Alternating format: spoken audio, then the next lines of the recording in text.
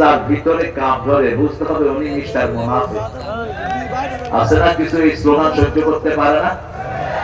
আমার আগের ভাই বলেছেন, কে নাকি বলেছে ইমাম যদি কোরআনের জন্য ভোট চায় তারে পিটাইবা, ওরে পিটাইবা।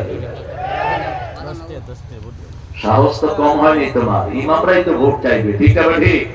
কারণ ওরা জাতির নেতা, ওরাই তো বলবে কারে দিতে হবে কারে দিতে হবে না। কোন কোরআন বিরোধীকে ভোট দেওয়া যাবে না, কোন কোরআনবাদী কুত্তাকে ভোট দেওয়া যাবে না।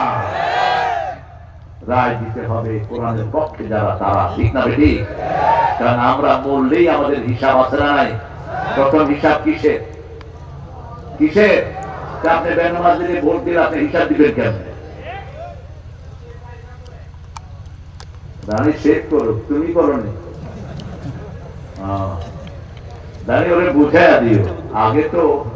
আগে ভিতরে দাঁড়িয়ে উঠতে হবে, ঠিক আছে ঠিক? আল্লাহ আমার ভাইদেরকে ইসলামের জন্য কবুল করে। আমরা যেন কাউকে দুশ্মনীতে ঠেলে না দিই। যে মসজিদে আসে, যে কেবলা মানে, যে আল্লাহ তরিকা জবাই করা খায়, সে মুসলমান। সে কি? এটা মুসলমানের সংজ্ঞা তিনটা। কয়টা?